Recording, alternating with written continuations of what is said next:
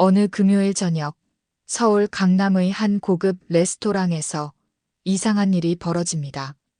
전국구 조직의 보스로 알려진 박태준이라는 남자가 갑자기 사라졌는데 그의 차는 레스토랑 주차장에 그대로 있었지만 사람은 어디에도 보이지 않았고 경찰도 조직원들도 그를 찾지 못했습니다. 더 이상한 것은 그 다음부터 시작됩니다. 같은 날 밤 박태준의 오른팔이었던 최성호라는 남자도 행방불명되었는데 그는 보스와 함께 식사를 하던 중이었지만 어디로 갔는지 아무도 알 수 없었습니다. 다음 날 토요일 아침 조직의 행동대장이었던 김민수라는 30대 남자가 응급실에 실려갔는데 의사들의 진단은 극심한 공황장애였고 건장하고 거칠게 살아온 남자가 갑자기 정신이 무너져 버린 것을 보며 의료진들은 고개를 갸우뚱할 수밖에 없었습니다. 일요일 오전 그 레스토랑의 매니저였던 40대 남자가 경찰서에 스스로 출석했는데 그는 증인 보호를 요청하며 떨리는 목소리로 무언가를 진술했지만 그가 정확히 무엇을 말했는지는 아무도 알 수 없었습니다. 그리고 월요일 10년 넘게 성업해온 그 레스토랑이 갑자기 문을 닫았고 주인은 흔적도 없이 사라졌으며 단골 손님들은 무슨 일이 있었는지조차 알지 못한 채 빈 가게 앞에서 발걸음을 돌려야 했습니다. 사흘이라는 짧은 시간 동안 5명의 사람들이 사라지거나 무너졌습니다. 그리고 이 모든 사건의 한가운데에는 한 사람이 있었는데 30대 중반의 여군 장교 강은주 중령이라는 여성이었습니다. 대체 그날 금요일 저녁 그 레스토랑에서 무슨 일이 있었던 걸까요?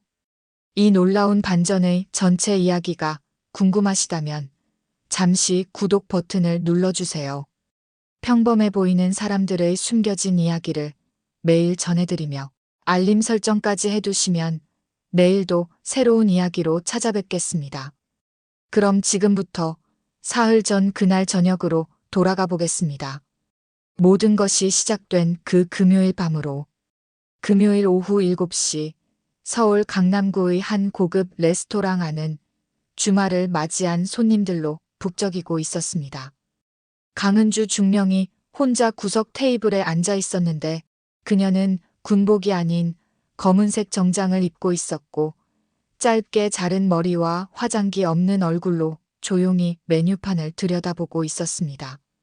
웨이터가 다가와 주문을 받으려 하자 강 중령은 작고 조용한 목소리로 파스타 하나를 주문했고 그 모습은 퇴근 후 혼자 저녁을 먹으러 온 평범한 직장인처럼 보였습니다.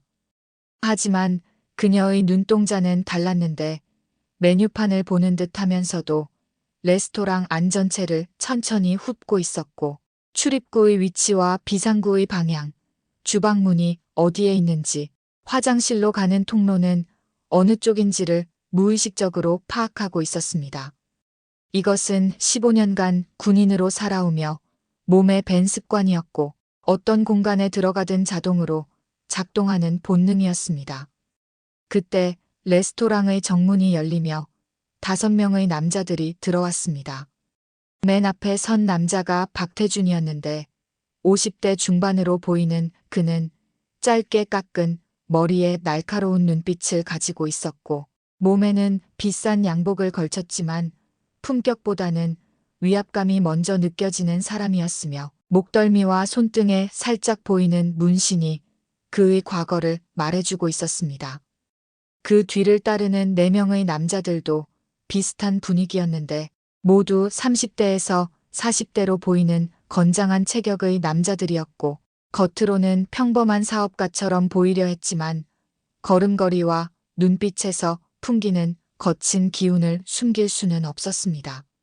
레스토랑의 매니저가 황급히 달려와 박태준 일행을 안내했는데 그의 태도에서는 두려움과 존중이 섞여 있었고 사장님, 이쪽으로 모시겠습니다라며 레스토랑 한가운데 있는 가장 좋은 자리로 그들을 안내했습니다. 강은주 중령은 자신의 테이블에서 그 모습을 지켜보고 있었는데 겉으로는 아무 관심 없는 듯 파스타를 주문하고 물을 마시고 있었지만 그녀의 눈은 박태준 일행의 모든 움직임을 놓치지 않고 있었습니다. 박태준 일행이 자리에 앉자마자 목소리를 높이기 시작했는데 이봐, 여기 술 좀 빨리 가져와. 라며 매니저를 다그쳤고 주변 손님들이 고개를 돌리며 불편한 표정을 지었지만 아무도 뭐라고 하지 못했습니다. 레스토랑의 한쪽 구석에서는 20대 중반으로 보이는 여직원이 서빙을 하고 있었는데 그녀의 이름표에는 박수진이라고 적혀 있었고 그녀는 다른 테이블에 음식을 나르며 조용히 자기 일을 하고 있었습니다. 바로 그때 박태준의 눈에 박수진이 들어왔는데 그는 손가락으로 그녀를 가리키며 야, 너 이리 와봐 라고 소리쳤고 박수진은 당황한 표정으로 그쪽으로 걸어갔습니다. 강은주 중령은 자신의 테이블에서 그 장면을 지켜보며 포크를 내려놓았는데 그녀의 표정에는 아무런 변화가 없었지만 턱의 근육이 미세하게 굳어지는 것을 느낄 수 있었습니다. 한편 레스토랑 주방 안에서는 50대의 주방장 김석균이 요리를 하면서도 박태준 일행을 신경 쓰고 있었는데 그는 이 레스토랑에서 15년을 일한 베테랑이었고 박태준 같은 손님들을 수없이 봐왔지만 매번 마음이 불편했습니다. 그는 속으로 저런 사람들만 아니면 이 일도 괜찮을 텐데라고 생각하며 한숨을 쉬었고 하지만 밥벌이를 위해서는 참아야 한다는 것을 잘 알고 있었습니다. 또 다른 한편 레스토랑 바 카운터에서 일하는 20대 후반의 바텐더 정민호는 박태준 일행에게 술을 따르라는 지시를 받고 있었는데 그는 새로 들어온 직원이었고 이런 상황이 처음이라 손이 떨리고 있었습니다. 강은주 중령은 이 모든 것을 조용히 관찰하고 있었는데 겉으로는 혼자 저녁을 먹으러 온 평범한 손님처럼 보였지만 그녀의 머릿속에서는 레스토랑 안의 모든 인원과 위치, 동선이 자동으로 정리되고 있었고 이건 역시 오랜 군 생활이 만들어낸 직업병이었습니다. 박수진이 박태준의 테이블에 다가가자 박태준은 그녀를 위아래로 훑어보며 비웃는 표정을 지었고 얼굴 괜찮네. 오늘 우리랑 술 한잔 해라고 말했습니다. 박수진은 당황하며 죄송하지만 저는 직원이라서 손님과 술을 마실 수 없습니다라고 정중하게 거절했지만 박태준은 코웃음을 치며 직원, 그게 뭐가 중요해? 내가 돈 줄 테니까 앉아라고 말했습니다. 주변 테이블의 손님들이 그 모습을 보고 있었지만 아무도 나서지 못했고 모두들 고개를 숙이거나 시선을 피하며 자기 일에만 집중하는 척했습니다.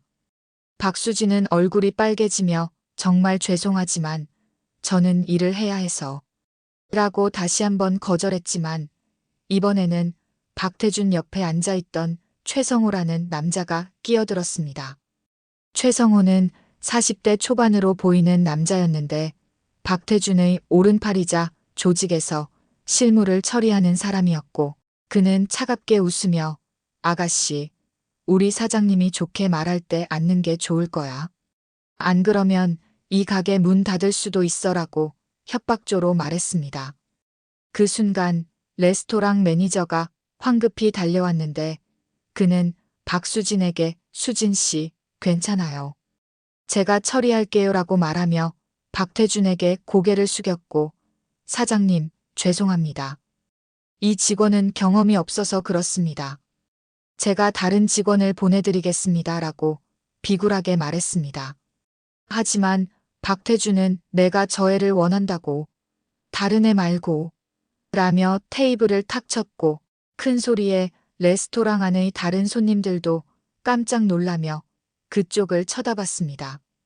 강은주 중령은 자신의 테이블에서 그 모든 상황을 지켜보고 있었는데 그녀는 천천히 물을 한 모금 마시며 시계를 확인했고 아직은 개입할 타이밍이 아니라고 판단했습니다.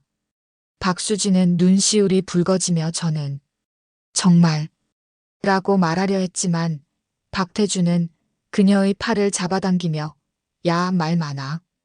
그냥 앉아. 라고 소리쳤고 박수진은 비틀거리며 의자 쪽으로 끌려갔습니다. 바로 그 순간 주방에서 지켜보던 김석균 주방장이 주방문을 열고 나오려 했지만 옆에 있던 젊은 요리사가 그의 팔을 붙잡으며 주방장님, 저 사람들 건드리면 안 됩니다. 조직 사람들이에요라고 속삭였습니다.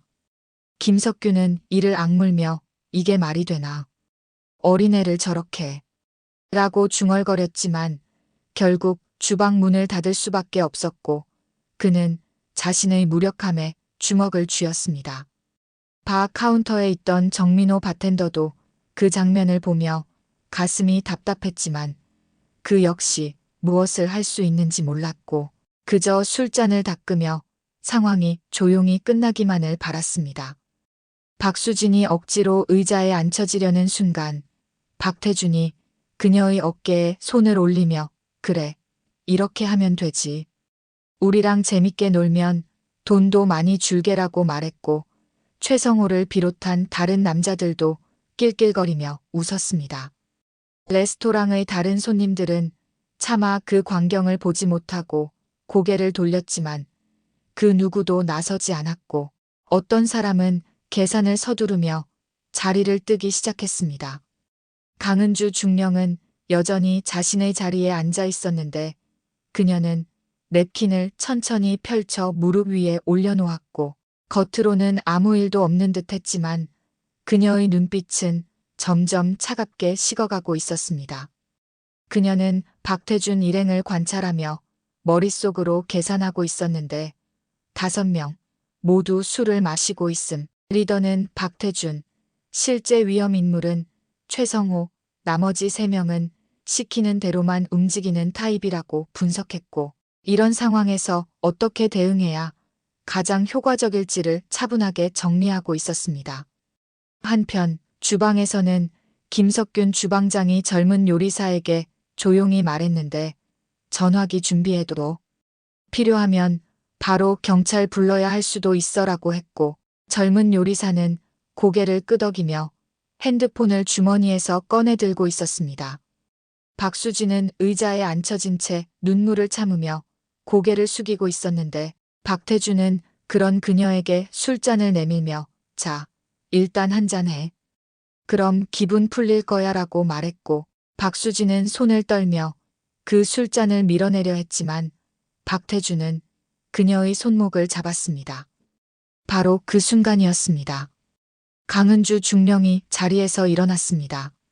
강은주 중령이 천천히 자리에서 일어나 박태준의 테이블 쪽으로 걸어가기 시작했는데 그녀의 걸음걸이는 평범한 여성의 것이 아니라 오랜 군 생활이 만들어낸 안정적이고 흔들림 없는 보폭이었고 주변 사람들은 무의식 중에 그녀에게서 눈을 떼지 못했습니다.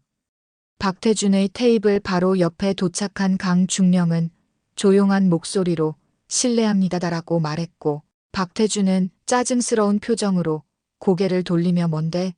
지금 바쁜데라고 퉁명스럽게 대답했습니다.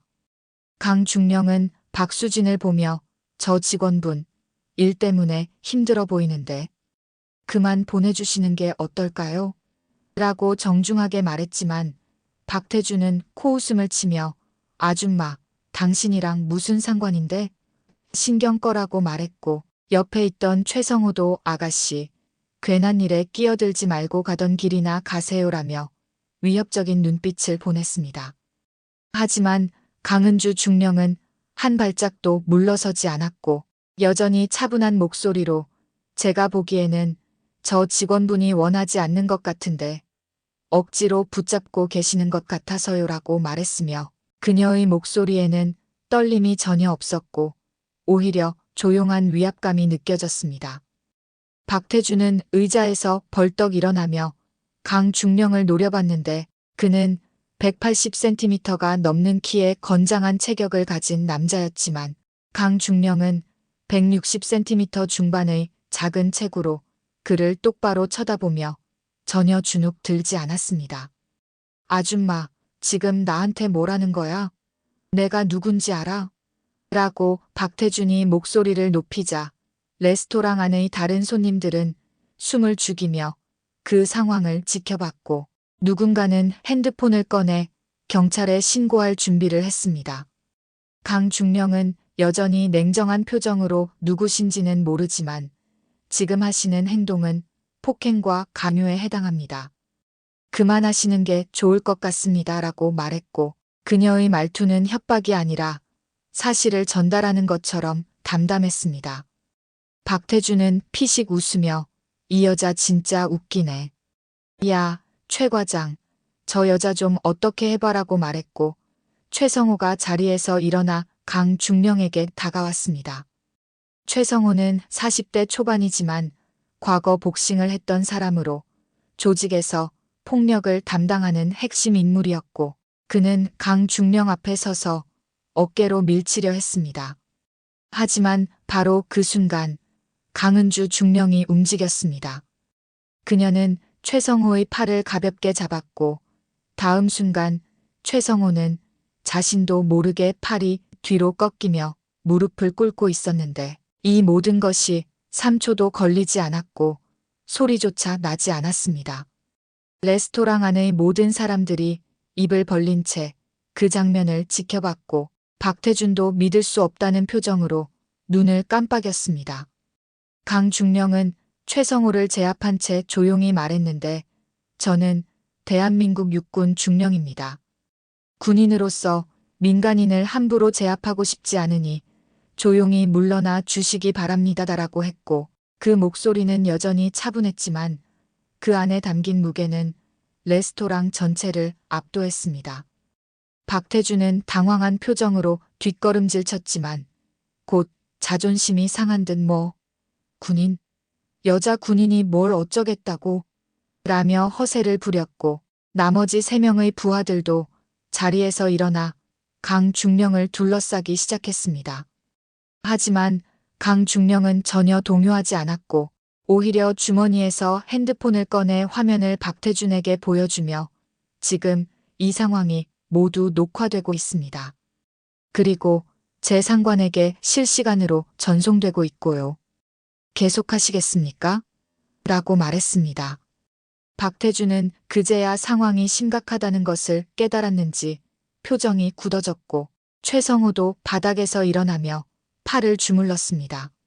바로 그때 레스토랑 밖에서 검은색 고급 세단이 멈춰 섰고 차에서 한 남자가 내렸습니다.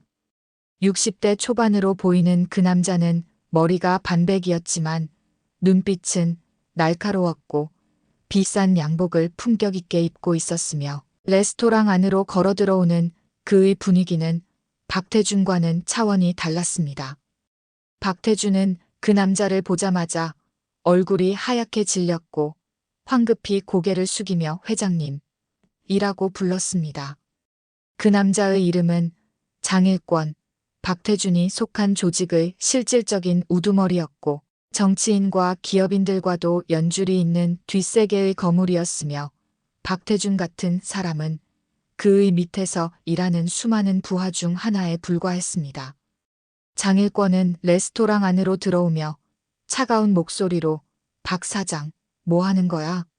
라고 물었고 박태준은 땀을 흘리며 회장님 이게 저기 라고 말을 더듬었습니다.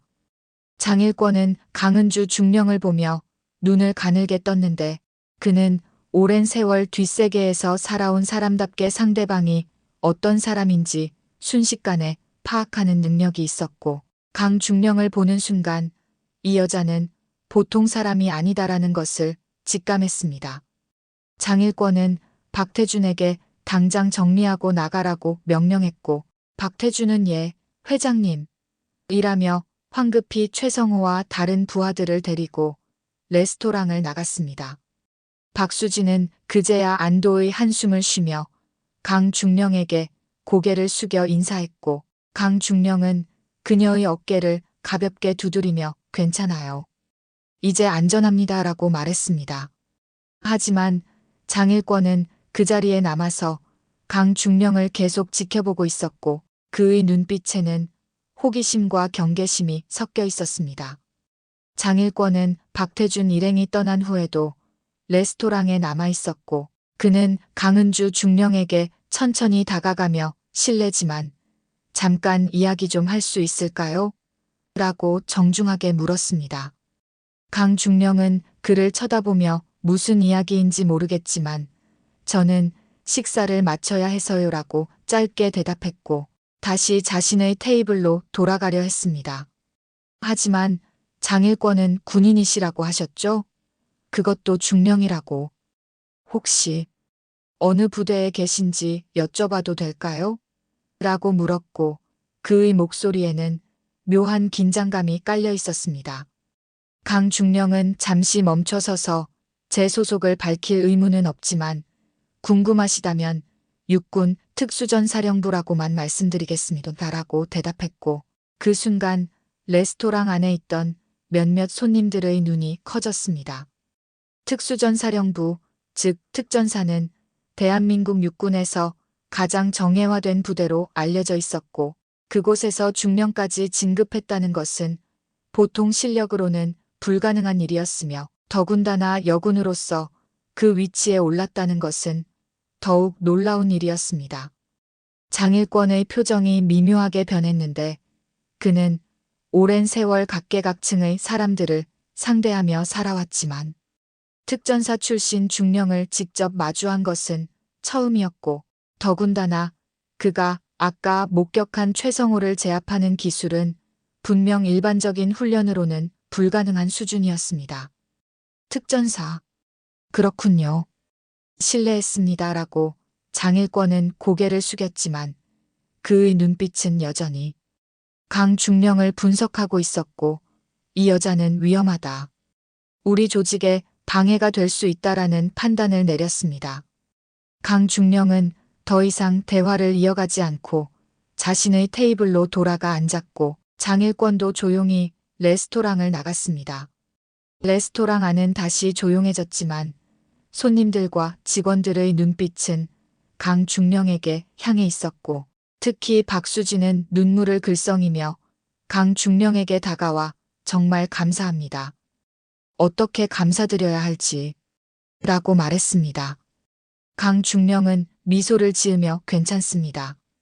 누구라도 그랬을 거예요 라고 대답했지만 사실 레스토랑 안의 그 누구도 박태준 일행 앞에 나서지 못했었고 오직 강 중령만이 행동했다는 것을 모두가 알고 있었습니다. 주방에서 지켜보던 김석균 주방장은 강 중령에게 다가와 손님, 저희가 제대로 대접 못해드려서 죄송합니다. 오늘 식사는 저희가 대접하겠습니다 라고 말했고 강 중령은 아닙니다. 제값 내고 먹겠습니다 라며 정중히 거절했습니다. 김석균은 그녀의 당당한 태도에 감동받았고 주방으로 돌아가 최고의 요리를 만들어 그녀에게 대접했습니다.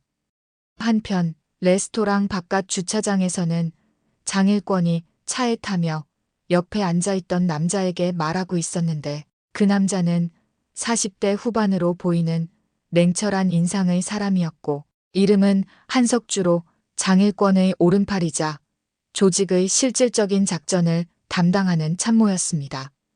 석주야, 저 여자 조사해봐. 이름, 소속, 경력, 가족관계 전부라고 장일권이 말했고 한석주는 알겠습니다. 회장님. 특전사 중령이라면 군 내부에 우리 사람이 있으니 곧 정보가 들어올 겁니다라고 대답했습니다. 장일권은 박 사장 그 친구는 너무 경솔해. 공개된 장소에서 문제를 일으키면 우리한테도 피해가 와. 앞으로 조심시켜라고 말했고 한석주는 고개를 끄덕이며 박 사장에게 경고하겠습니다라고 답했습니다.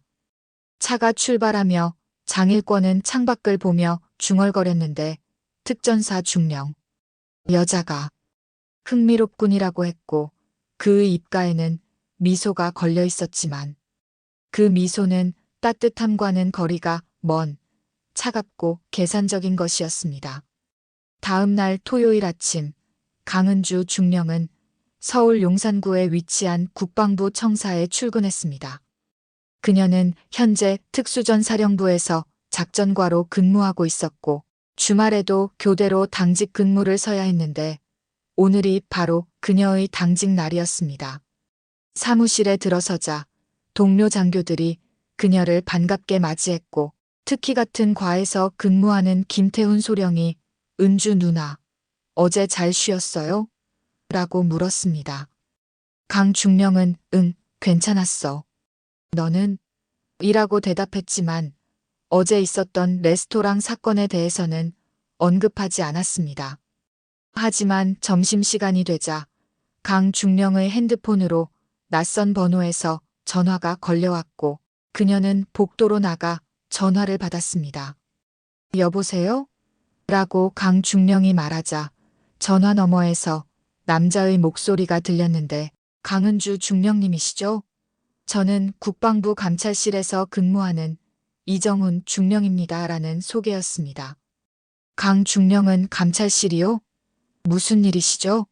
라고 물었고 이정훈 중령은 실은 어제 강남의 한 레스토랑에서 있었던 일에 대해 여쭤보고 싶어서 연락드렸습니다.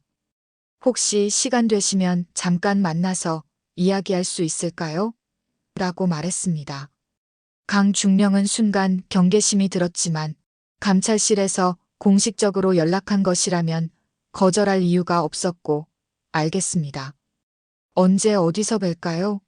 라고 대답했습니다. 그날 오후 3시 강중령은 국방부 청사내의 한 회의실에서 이정훈 중령을 만났습니다. 이정훈 중령은 40대 중반으로 보이는 남자였는데 인상은 부드러웠지만 눈빛은 날카로웠고 그는 강중령에게 어제 있었던 일에 대해 제보가 들어왔습니다. 레스토랑에서 폭력 조직원들과 마찰이 있었다고요라고 말했습니다. 강중령은 사실대로 대답했는데 네, 한 여직원이 곤란한 상황에 처해서 제가 개입했습니다.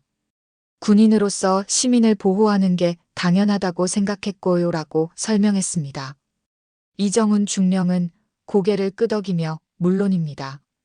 다만 상대가 폭력 조직이었다는 점에서 혹시 앞으로 보복이나 위협이 있을 수 있으니 조심하시라고 말씀드리려고요라고 했습니다.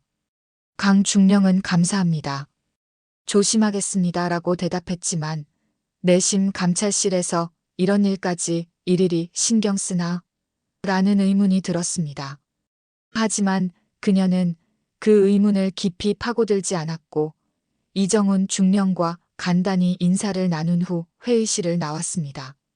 그런데 강중령이 떠난 후 이정훈 중령은 핸드폰을 꺼내 어디론가 전화를 걸었고 네, 회장님. 강은주 중령을 만나봤습니다. 경력 확인했고요. 정보 보내드리겠습니다. 라고 말했습니다. 전화를 끊은 이정훈 중령의 얼굴에는 복잡한 표정이 떠올랐습니다. 다음 주 월요일 아침 강은주 중령은 평소처럼 출근했지만 뭔가 이상한 느낌을 받았습니다. 동료들이 그녀를 보는 시선이 평소와 달랐고 복도를 지나갈 때마다 사람들이 수군거리는 소리가 들렸으며 누군가는 그녀를 보고 놀란 표정을 짓기도 했습니다. 강중령은 자신의 사무실에 들어가 책상에 앉았는데 곧 김태훈 소령이 다급하게 들어오며 누나, 큰일 났어요. 라고 소리쳤습니다. 무슨 일인데? 라고 강중령이 물었고 김소령은 핸드폰을 꺼내 화면을 보여주며 누나가 인터넷에 올라왔어요. 어제부터 난리예요 라고 말했습니다. 화면에는 금요일 저녁 레스토랑에서 있었던 일이 영상으로 올라와 있었는데 누군가가 몰래 촬영한 것으로 보였고 영상 속에서 강중령이 최성호를 제압하는 장면과 박태준 일행을 물리치는 장면이 선명하게 담겨 있었습니다. 영상의 제목은 여군 중령이 조폭 5명을 혼자서 제압한 실화였고 조회수는 이미 100만을 넘어가고 있었으며 댓글에는 진짜 멋있다. 이런 군인이 있어서 든든하다. 여자라고 무시하던 놈들 꼴 좋다 같은 찬사가 가득했습니다. 하지만 강중령의 표정은 밝지 않았는데 그녀는 이건 좋지 않아. 내 얼굴이 이렇게 공개되면 특수작전할 때 문제가 생겨라고 말했고, 김소령도 맞아요. 빨리 영상을 내려야 할 것 같은데. 라고 걱정스럽게 말했습니다. 바로 그때 사무실 전화기가 울렸고 강중령이 받자 상급자인 작전과장 최민석 대령의 목소리가 들렸습니다. 강중령, 지금 당장 내 방으로 와라는 짧고 강압적인 명령이었고 강중령은 알겠습니다라고 대답한 후 전화를 끊었습니다. 최민석 대령의 사무실에 도착한 강중령은 문을 두드리고 들어갔는데 대령은 책상에 앉아 인터넷 영상을 보고 있었고 그는 강중령을 보자마자 이게 뭔가? 라고 차갑게 물었습니다. 강중령은 금요일 저녁에 민간인이 폭력 조직에게 위협받는 상황을 목격해서 제지했습니다라고 사실대로 보고했지만 최 대령은 내가 묻는 건 왜 이런 일에 개입했느냐는 거야. 군인은 사적으로 민간 문제에 개입하면 안 돼. 라고 소리쳤습니다. 강중령은 하지만 대령님, 시민이 위험에 처한 상황에서 라고 말하려 했지만 최 대령은 손을 들어 그녀의 말을 막으며 변명하지 마. 이 영상 때문에 우리 부대가 언론에 노출됐어. 특수전사령부는 비밀 작전을 수행하는 곳인데 이렇게 공개되면 앞으로 작전에 차질이 생긴다고 라고 화를 냈습니다. 강중령은 최 대령의 반응이 지나치게 과하다고 느꼈지만 일단 죄송합니다라고 대답했고 최 대령은 앞으로 이런 일 없도록 해. 그리고 당분간 외부 활동 자제하고 특히 언론 인터뷰 같은 거 절대 하지 말라고 명령했습니다. 강중령은 사무실을 나와 복도를 걷는데 마음이 편치 않았고 대령님의 반응이 너무 이상해. 마치 내가 문제를 일으킨 것처럼 이라는 생각이 들었습니다. 그날 저녁 강중령은 퇴근 후 집으로 돌아가던 중 낯선 차가 그녀를 따라오는 것을 느꼈는데 그녀는 일부러 골목길로 들어가 차를 확인했고 검은색 세단이 천천히 그녀 뒤를 따라오고 있었습니다. 강중령은 순간적으로 판단했고 갑자기 방향을 틀어 사람이 많은 지하철역으로 들어갔으며 검은색 세단은 더 이상 따라오지 못하고 멈췄습니다. 집에 도착한 강중령은 문을 잠그고 창문을 확인한 후 핸드폰으로 김태훈 소령에게 전화를 걸었습니다. 태훈아, 혹시 오늘 나 관련해서 이상한 소문 들은 거 없어? 라고 물었고 김소령은 잠시 망설이다가 사실은 누나를 조사하는 사람들이 있다는 얘기를 들었어요. 감찰실에서 누나 경력이랑 개인정보를 요청했다고 라고 조심스럽게 말했습니다. 강중령은 감찰실, 이정훈 중령? 이라고 물었고 김소령은 네, 맞아요. 그 사람이 누나에 대한 자료를 요청했대요라고 대답했습니다. 강중령은 순간 머릿속이 복잡해졌는데 이정훈 중령이 왜 내 정보를? 그는 분명 나를 보호하려고 연락했다고 했는데 라는 의문이 들었고 곧 하나의 가능성이 떠올랐습니다. 다음 날 화요일 강중령은 일부러 이정훈 중령에게 전화를 걸었습니다. 이 중령님, 저 강은주입니다. 지난번에 조언해 주신 것 감사드리는데 혹시 다시 한번 만나서 이야기할 수 있을까요? 제가 궁금한 게 좀 있어서요라고 말했고 이정훈 중령은 잠시 망설이다가 네. 그럼 오늘 오후에 만날까요? 라고 대답했습니다. 오후 3시 강중령은 이정훈 중령을 국방부 청사 근처의 한 카페에서 만났습니다. 이정훈 중령은 평소처럼 부드러운 미소를 지으며 무슨 일이시죠? 라고 물었고 강중령은 커피를 한 모금 마신 후 조용히 물었습니다. 중령님, 제 개인정보를 누군가에게 넘기셨나요? 이정훈 중령의 표정이 순간 굳어졌고 그는 무슨 말씀이신지 라고 당황하며 말을 더듬었습니다. 강중령은 그의 반응만으로도 확신할 수 있었고 그녀는 차분하게 말했습니다. 중령님께서 제 경력과 개인정보를 요청하셨다는 걸 알고 있습니다. 그리고 그 정보가 외부로 나갔다는 것도요. 혹시 장일권이라는 사람과 연락하셨나요? 이정훈 중령의 얼굴이 하얗게 질렸고 그는 손을 떨며 커피잔을 내려놓았습니다. 강 중령님, 저는 솔직하게 말씀해 주세요. 왜 제 정보를 장일권에게 넘기셨습니까? 이정훈 중령은 한참을 망설이다가 결국 고개를 숙이며 말했습니다. 죄송합니다. 저도 어쩔 수 없었습니다. 장 회장이 제 가족을 위협했습니다. 제 아내와 딸이. 강 중령은 그의 말을 듣고 한숨을 쉬었는데 그녀는 화를 내기보다는 오히려 안타까움을 느꼈고 중령님도 피해자시군요. 하지만 이건 잘못된 겁니다. 군인이 조직 폭력배에게 정보를 넘긴다는 건 이라고 조용히 말했습니다. 이정훈 중령은 눈시울이 붉어지며 알고 있습니다. 하지만 제 딸이 고등학생인데 그들이 학교 앞까지 따라다니며 위협했습니다. 저는 아버지로서 라고 말했고 목소리가 떨렸습니다. 강 중령은 잠시 생각하다가 말했습니다. 중령님, 이제라도 바로잡을 기회가 있습니다. 저와 협력하시면 중령님 가족도 보호하고 장일권 조직도 무너뜨릴 수 있습니다. 이정훈 중령은 놀란 표정으로 정말 그게 가능합니까? 라고 물었고 강 중령은 고개를 끄덕이며 가능합니다. 하지만 중령님의 용기가 필요합니다. 라고 대답했습니다. 이정훈 중령은 강은주 중령의 제안을 듣고 한참을 고민했지만 결국 고개를 끄덕이며 알겠습니다. 협력하겠습니다. 제가 할 수 있는 모든 걸 도와드리겠습니다. 라고 말했고 강 중령은 그의 어깨를 가볍게 두드리며 용기 내주셔서 감사합니다. 라고 말했습니다.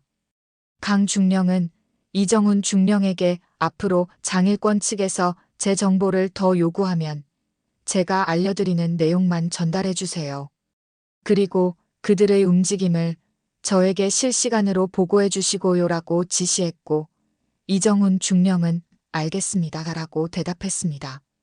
그날 저녁 강 중령은 혼자 집에서 노트북을 열고 장일권과 그의 조직에 대한 정보를 검색하기 시작했는데 인터넷에 공개된 정보는 많지 않았지만 몇 가지 단서를 찾을 수 있었습니다. 장일권은 표면적으로는 합법적인 사업가였고 여러 개의 회사를 운영하며 부동산과 유흥업소를 소유하고 있었으며 정치인들과도 친분이 있어서 법적으로 건드리기 어려운 사람이었습니다. 하지만 뒷세계에서는 폭력 조직의 우두머리로 알려져 있었고 특히 강남 지역의 유흥업소와 불법 도박장을 장악하고 있었으며 경찰도 그를 여러 번 조사했지만 결정적인 증거를 잡지 못했다는 기록이 있었습니다. 강 중령은 이 사람을 무너뜨리려면 법적인 증거가 필요하다. 그리고 그 증거를 확보하려면 이라고 생각하며 계획을 세우기 시작했습니다. 다음 날 수요일 강 중령은 김태훈 소령을 불러 조심스럽게 물었습니다. 태훈아, 혹시 경찰 쪽에 아는 사람 있어? 김소령은 네, 고등학교 동창 중에 경찰관 친구가 있는데요. 지금 강력계 형사로 일하고 있어요. 라고 대답했고 강 중령은 그 친구한테 장일권이라는 사람에 대해 물어볼 수 있을까? 조심스럽게 비공식적으로라고 부탁했습니다. 김소령은 고개를 끄덕이며 알겠습니다. 누나. 제가 알아볼게요. 라고 말했고 그날 저녁 김소령은 친구를 만나 장일권에 대해 물어봤습니다. 그 형사 친구는 장일권? 그 사람은 우리도 오래전부터 찍어둔 인물인데 워낙 교묘하게 움직여서 증거를 잡기가 힘들어. 그런데 왜 갑자기 그 사람을 물어보는 거야? 라고 물었고 김소령은 그냥 궁금해서. 혹시 그 사람 관련해서 경찰에서 조사 중인 게 있어? 라고 넌지시 물었습니다. 형사 친구는 잠시 생각하다가 사실 요즘 그 조직이 불법 도박장을 운영한다는 제보가 들어와서 내사 중이긴 한데 확실한 증거가 없어서 단속을 못하고 있어. 위치도 자주 바뀌고 내부자 제보도 없고 라고 말했습니다. 김소령은 그 정보를 강중령에게 전달했고 강중령은 불법 도박장. 이게 돌파구가 될 수 있겠어라고 생각했습니다. 바로 그날 밤 강중령의 핸드폰으로 이정훈 중령에게서 문자가 왔는데 장 회장 측에서 강중령님의 주말 일정을 물어봤습니다. 제가 개인 일정은 모른다고 답했습니다. 라는 내용이었고 강중령은 그들이 나를 계속 감시하고 있구나 라고 확신했습니다. 강중령은 이정훈 중령에게 답장을 보냈는데 잘하셨습니다. 앞으로도 그런 식으로 대응해 주세요. 그리고 혹시 그들이 어디서 만나는지, 언제 모이는지 정보가 있으면 알려주세요라고 썼고 이정훈 중령은 알겠습니다. 최대한 알아보겠습니다라고 답했습니다. 금요일 저녁 강중령은 다시 그 레스토랑을 방문했습니다. 레스토랑 문을 열고 들어가자 박수진이 그녀를 알아보고 환하게 웃으며 중령님, 다시 오셨네요. 라고 반갑게 인사했고 강중령도 미소를 지으며 네, 이 집 음식이 맛있어서요라고 대답했습니다. 박수진은 강중령을 지난번과 같은 구석 테이블로 안내했고 강중령은 메뉴판을 보며 주문을 했습니다. 잠시 후 주방장 김석균이 직접 음식을 가져왔는데 그는 강중령에게 손님, 지난번 일 정말 감사했습니다. 수진이가 그 일 이후로 많이 안정됐어요 라고 말했고 강중령은 다행이네요. 그런 일이 다시는 없었으면 좋겠습니다 라고 대답했습니다. 김석균은 잠시 주저하다가 조용히 말했는데 사실은 저도 중령님께 도움을 드리고 싶은데요. 혹시 필요한 게 있으시면 말씀해 주세요 라고 했고 강중령은 놀란 표정으로 어떻게? 라고 물었습니다. 김석균은 수진이한테 들었습니다. 중령님이 그 조직 사람들을 조사하신다고요. 저도 15년간 이 레스토랑을 운영하면서 그 사람들한테 당한 게 한두 번이 아니에요. 만약 제가 도울 수 있다면 이라고 말했고 강중령은 그의 진심을 느낄 수 있었습니다. 강중령은 고개를 끄덕이며 감사합니다. 혹시 그 조직 사람들이 자주 오나요? 특히 장일권이라는 사람은요? 라고 물었고 김석균은 장일권 회장은 한 달에 한두 번 정도 옵니다. 주로 금요일 저녁에 오고요. 항상 VIP룸을 예약하죠라고 대답했습니다. 강중령은 다음에 그 사람이 예약하면 저한테 알려주실 수 있으세요? 제 번호 드릴게요라고 말했고 김석균은 물론입니다. 꼭 연락드리겠습니다라고 약속했습니다. 바로 그날 또 다른 곳에서 강중령을 돕는 사람이 나타났습니다. 바로 바텐더 정민호였는데 그는 강중령이 떠난 후 박수진에게 조용히 다가가 수진 씨, 혹시 저도 중령님을 도울 수 있을까요? 저도 그 조직 사람들이 너무 싫거든요라고 말했고 박수진은 놀라며 정말요? 하지만 위험할 수도 라고 걱정했습니다. 정민호는 괜찮아요. 저는 바에서 일하니까 그 사람들 대화를 자연스럽게 들을 수 있어요. 혹시 도움이 될 만한 정보가 있으면 녹음해서 전달할게요라고 말했고 박수진은 고마워요, 민호 씨. 그럼 다음에 중령님 오시면 소개해드릴게요라고 말했습니다. 이렇게 강은주 중령 주변에는 조용히 하지만 확실하게 그녀를 돕는 사람들이 모여들고 있었고 각자의 위치에서 장일권 조직을 무너뜨리기 위한 정보를 수집하기 시작했습니다. 토요일 오전 이정훈 중령에게서 중요한 정보가 담긴 문자가 왔는데 장 회장이 다음 주 금요일 저녁에 중요한 모임을 가진다고 합니다. 장소는 그 레스토랑 VIP룸이고 정치인과 경찰 간부도 온다고 하더군요라는 내용이었습니다. 강중령은 그 문자를 보고 이게 바로 기회다라고 생각했고 즉시 김태훈 소령에게 연락했습니다. 태훈아, 다음 주 금요일에 중요한 일이 있어. 너도 시간 비워둬. 자세한 건 나중에 설명할게라고 말했고 김소령은 알겠습니다. 누나. 언제든 준비되어 있어요 라고 대답했습니다. 강중령은 이제 모든 조각이 맞춰지고 있다는 것을 느꼈고 다음 주 금요일이 결전의 날이 될 것임을 직감했습니다. 그날 밤 강중령은 자신의 아파트에서 작전 계획을 세밀하게 정리했는데 노트에는 목표 장일권 조직, 와해, 방법 불법 도박 및 뇌물 증거 확보, 협력자, 이정훈 중령, 김석균 주방장, 정민호 바텐더, 김태훈 소령, 경찰 형사, 일정 다음 주 금요일 저녁이라고 적혀 있었습니다. 그리고 마지막 줄에는 이렇게 적혀 있었습니다. 이번이 마지막 기회다. 실패는 없다. 다음 주 금요일이 밝았고 강은주 중령은 평소보다 일찍 일어나 철저하게 준비를 시작했습니다. 그녀는 작은 녹음기와 소형 카메라를 가방에 넣었고 핸드폰에는 경찰 긴급 신고 번호를 미리 등록해 두었으며 혹시 모를 상황에 대비해 호신용 경보기도 챙겼습니다. 오후 5시 김석균 주방장에게서 문자가 왔는데 장 회장 일행이 오늘 저녁 7시에 VIP룸 예약했습니다. 총 10명 정도 온다고 하더군요라는 내용이었고 강중령은 드디어 시작이구나라고 생각하며 답장을 보냈습니다. 감사합니다. 제가 6시 30분쯤 도착하겠습니다. 오후 6시 강중령은 김태훈 소령과 통화했는데 태훈아, 오늘 계획대로 진행할 거야.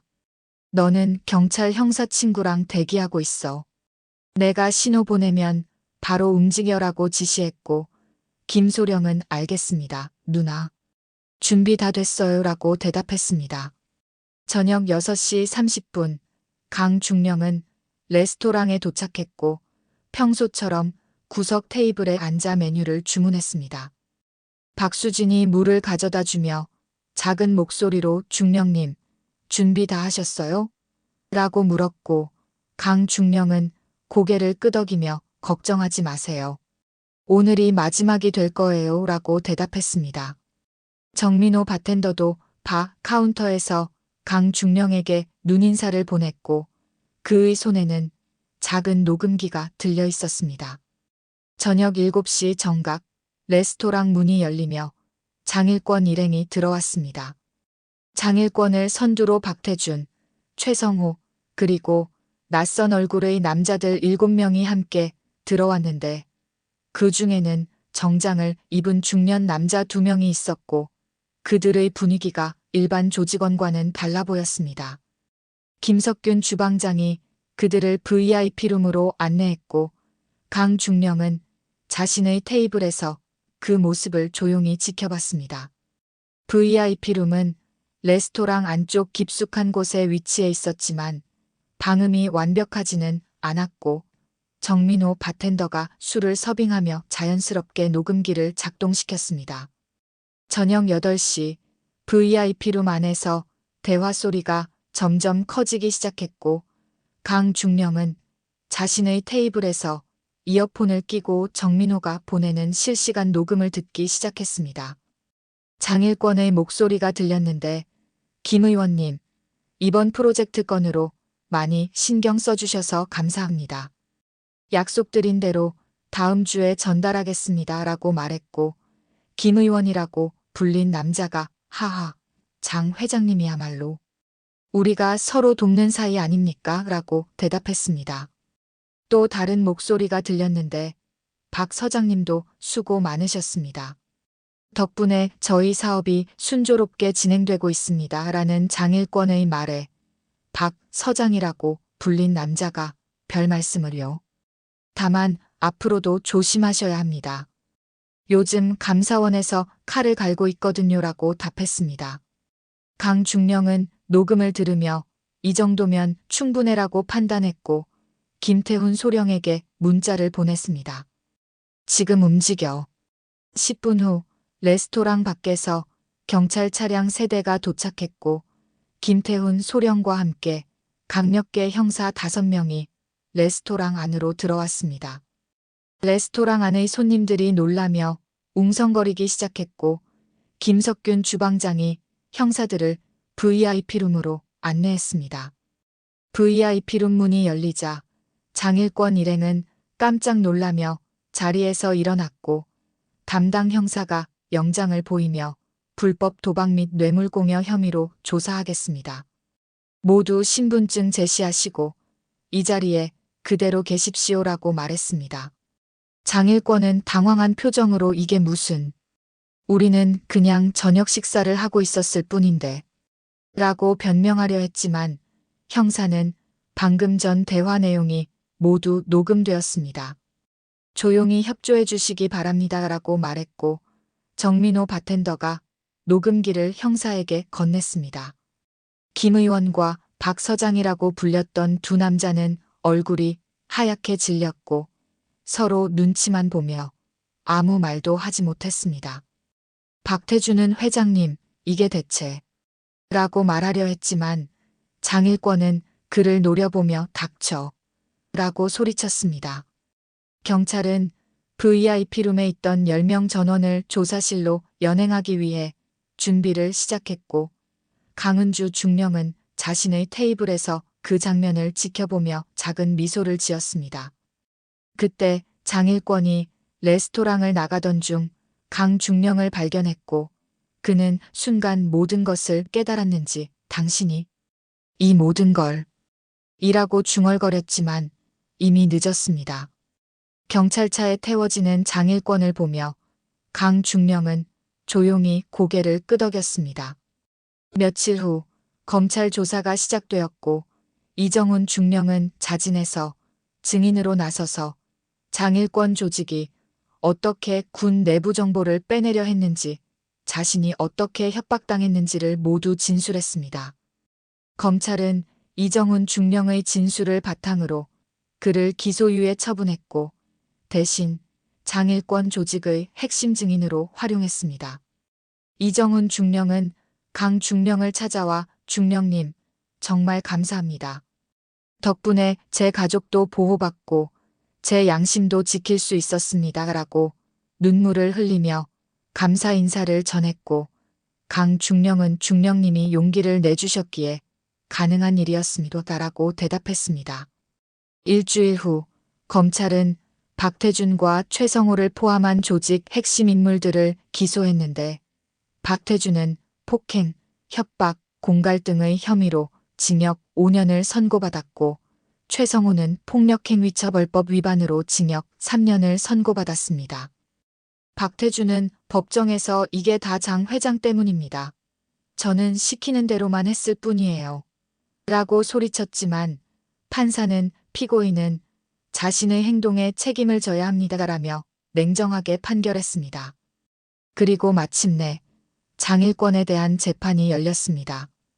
검찰은 뇌물공여, 공무원 매수, 조직, 폭력, 불법 도박장 운영 등 10여 가지 혐의로 장일권을 기소했고 수많은 증인과 증거가 법정에 제출되었습니다.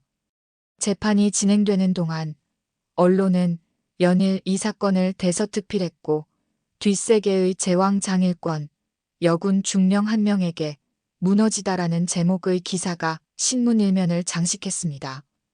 최종 판결일 판사는 피고인 장일권은 수십 년간 폭력 조직을 운영하며 수많은 시민들을 괴롭혔고 공무원을 매수의 법망을 피해왔으며 사회 정의를 심각하게 훼손했습니다. 이에 징역 15년을 선고합니다라고 판결했습니다. 장일권은 법정에서 무너지듯 주저앉았고 그의 변호사들이 항소하겠다고 외쳤지만 방청석에 앉아있던 시민들은 박수를 쳤습니다. 강은주 중령은 방청석 뒤편에 조용히 앉아 그 장면을 지켜봤고 옆에는 김태훈 소령, 김석균 주방장, 박수진, 정민호 바텐더가 함께 있었습니다. 재판이 끝난 후 그들은 법원 밖으로 나왔고 김석균 주방장이 중령님, 정말 고생 많으셨습니다. 덕분에 우리 모두 편하게 살 수 있게 됐어요 라고 말했고 박수진도 중령님이 아니었으면 저는 이라며 눈시울을 붉혔습니다. 강중령은 그들을 보며 여러분 모두의 용기 덕분입니다. 혼자서는 할 수 없었을 일이에요 라고 진심으로 말했습니다. 재판이 끝난 지 일주일 후 국방부는 강은주 중령의 공로를 인정해 표창장을 수여하기로 결정했고 특수전 사령부 사령관이 직접 그녀를 불러 강중령 군인으로서 그리고 시민으로서 모범을 보여줘서 감사합니다라고 말하며 표창장을 전달했습니다. 하지만 강중령에게 더 의미 있는 순간은 따로 있었습니다. 어느 토요일 오후 강중령은 그 레스토랑을 다시 방문했는데 이번에는 손님으로서가 아니라 초대받은 사람으로서였습니다. 레스토랑 안에는 김석균 주방장, 박수진, 정민호 바텐더, 그리고 레스토랑 직원들 전원이 모여 있었고 그들은 강중령을 위한 작은 감사 파티를 준비해 두었습니다. 테이블 위에는 강중령이 좋아하는 파스타와 케이크가 놓여 있었고 벽에는 우리의 영웅 강은주 중령님께 감사드립니다라고 쓰인 현수막이 걸려 있었습니다. 강중령은 그 모습을 보고 깜짝 놀랐고 이게 무슨 이라고 말하려 했지만 박수진이 다가와 꽃다발을 건네며 중령님 정말 감사합니다. 중령님이 없었다면 저는 지금도 두려움 속에 살고 있었을 거예요 라고 눈물을 흘리며 말했습니다. 김석균 주방장도 중령님 덕분에 이 레스토랑이 아니 우리 모두가 자유로워졌습니다. 이 작은 파티로는 감사를 다 표현할 수 없지만 저희의 마음만이라도 받아주세요라고 말했습니다. 강중령은 눈시울이 붉어지며 여러분 감사합니다. 사실 저도 여러분이 없었다면 할 수 없었을 일이었어요. 혼자서는 아무것도 할 수 없었죠 라고 말했고 그녀의 목소리가 떨렸습니다. 정민호 바텐더가 샴페인을 따르며 중령님 이제 진짜 편하게 식사하실 수 있을 거예요. 더 이상 저런 사람들은 안 올 테니까요 라고 웃으며 말했고 모두가 함께 웃었습니다. 그날 저녁 강중령은 오랜만에 편안한 마음으로 식사를 즐겼고 레스토랑을 나서며 김석균 주방장에게 주방장님 앞으로도 종종 올게요. 이 집 음식이 정말 맛있거든요 라고 말했고 김석균은 환하게 웃으며 언제든 환영입니다. 라고 대답했습니다. 몇 달이 지났고 강은주 중령은 다시 일상으로 돌아갔습니다. 특수전 사령부에서의 업무는 여전히 바빴지만 그녀는 전보다 더 의미 있는 일을 하고 있다는 자부심을 느꼈고 동료들도 그녀를 존경하는 눈빛으로 바라봤습니다. 어느 금요일 저녁 강중령은 퇴근 후 다시 그 레스토랑을 찾았습니다. 하지만 이번에는 혼자가 아니었습니다. 김태훈 소령과 몇몇 동료 장교들이 함께였고 그들은 주말을 맞아 회식을 하러 온 것이었습니다. 레스토랑 문을 열고 들어서자 박수진이 반갑게 맞이했고 중령님, 오늘은 일행이 계시네요. 라고 웃으며 말했습니다. 강중령은 네, 오늘은 동료들이랑 함께 왔어요. 라고 대답했고 박수진은 그들을 넓은 테이블로 안내했습니다. 식사가 진행되는 동안 김태훈 소령이 누나, 그때 정말 대단했어요. 저도 누나 보면서 많이 배웠어요. 군인이 단지 명령만 따르는 게 아니라 옳은 일을 위해 행동하는 게 중요하다는 거료라고 말했고 다른 동료들도 고개를 끄덕이며 동의했습니다. 강중령은 나도 그때 혼자였다면 못했을 거야. 여러분, 그리고 이 레스토랑 사람들, 이정훈 중령님, 모두의 도움 덕분이었어라고 겸손하게 말했습니다.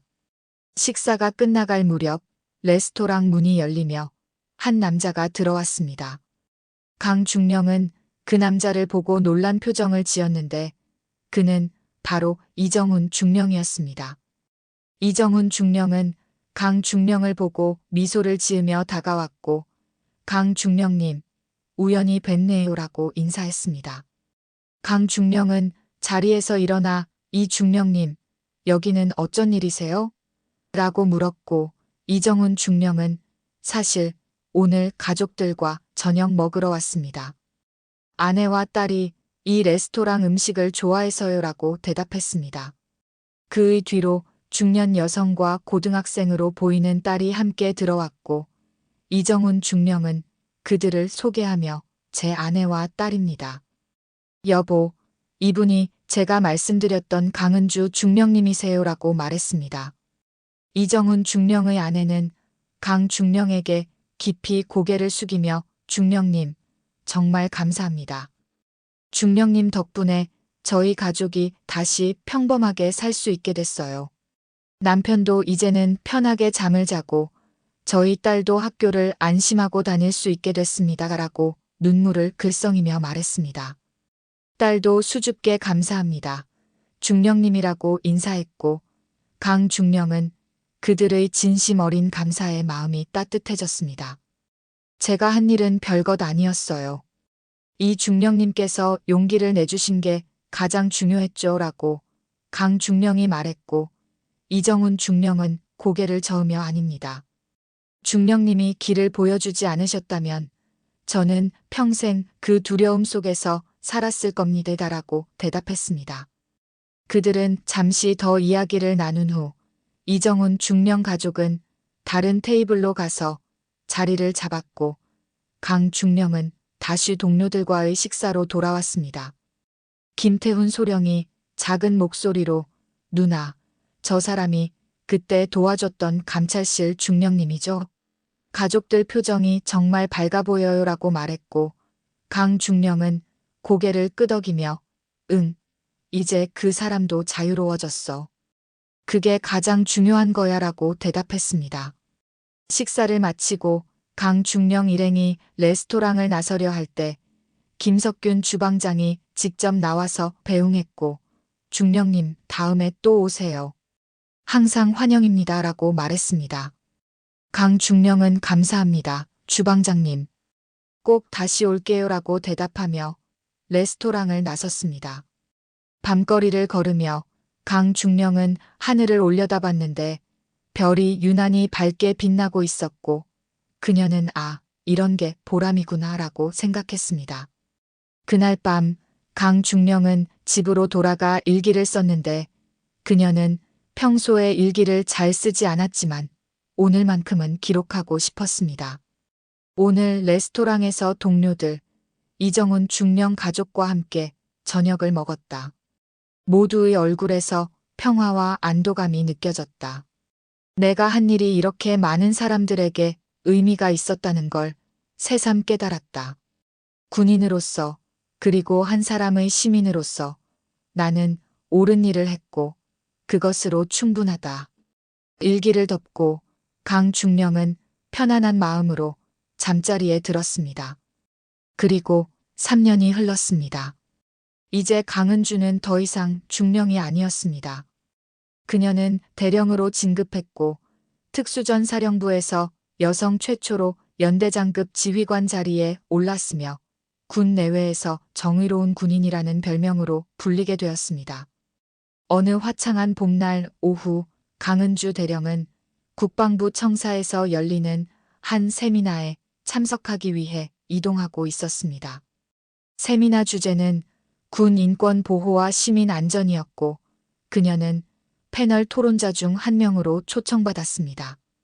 회의장에 도착한 강 대령은 명찰을 받아 가슴에 달고 안으로 들어갔는데 넓은 회의장에는 이미 100여 명의 참석자들이 자리를 잡고 앉아 있었습니다. 그녀는 단상 옆의 패널석에 앉았고 옆에는 다른 고위 장교들과 민간 전문가들이 함께 앉아 있었습니다.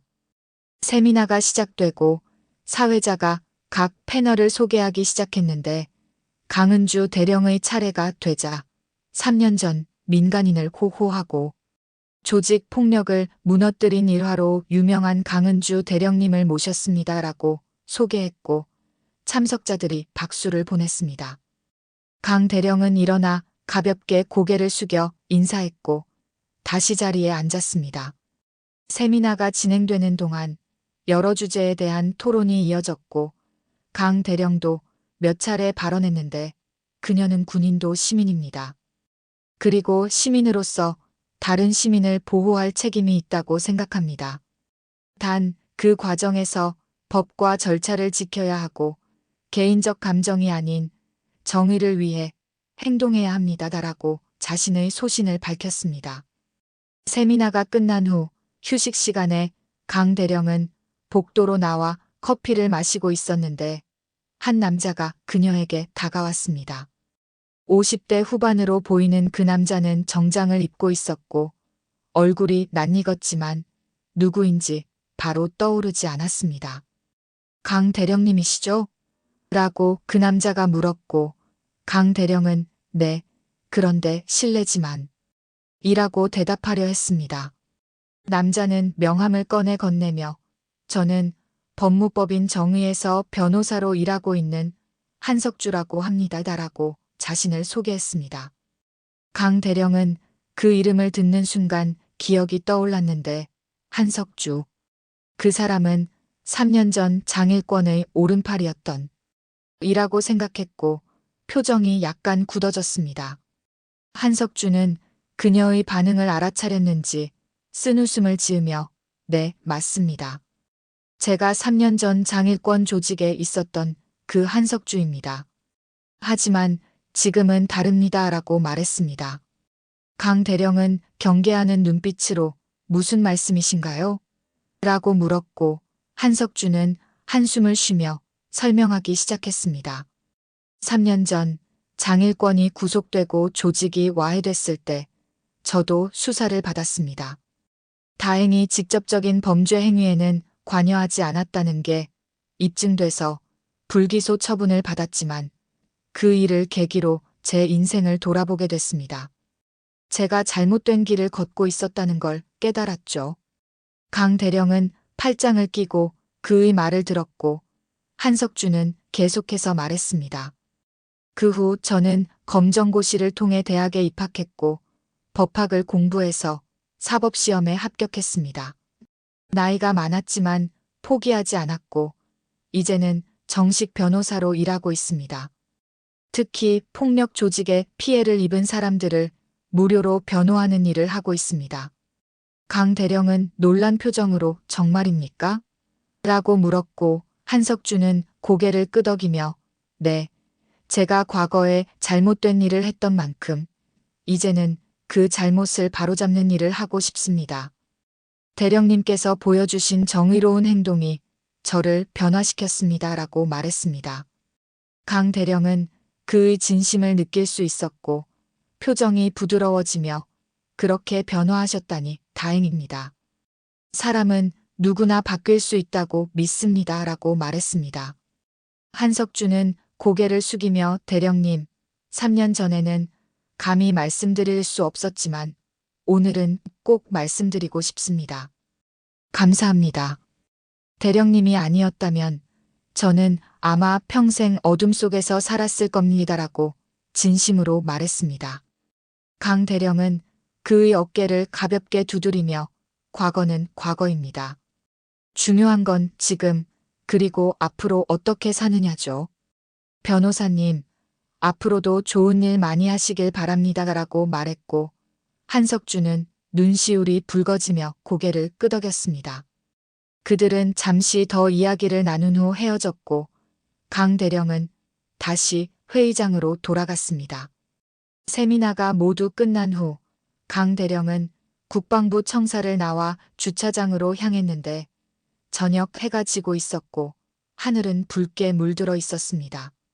차에 시동을 걸기 전 강 대령은 잠시 핸드폰을 확인했는데 김태훈 소령에게서 문자가 와 있었습니다.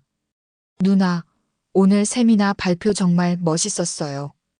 유튜브에 영상 올라왔던데 벌써 조회수가 10만이 넘었대요. 강 대령은 미소를 지으며 답장을 보냈습니다. 고마워, 태훈아. 오늘 저녁에 시간 되면 그 레스토랑에서 만날까? 곧 답장이 왔습니다. 좋아요. 주방장님이 누나 오신다고 하면 엄청 좋아하실 거예요. 강 대령은 핸드폰을 내려놓고 차를 출발시켰는데 라디오에서는 뉴스가 나오고 있었고 아나운서의 목소리가 들렸습니다. 최근 군 인권 개선과 시민 보호에 앞장서고 있는 강은주 대령이 오늘 국방부 세미나에서 군인의 사회적 책임에 대해 강연했습니다.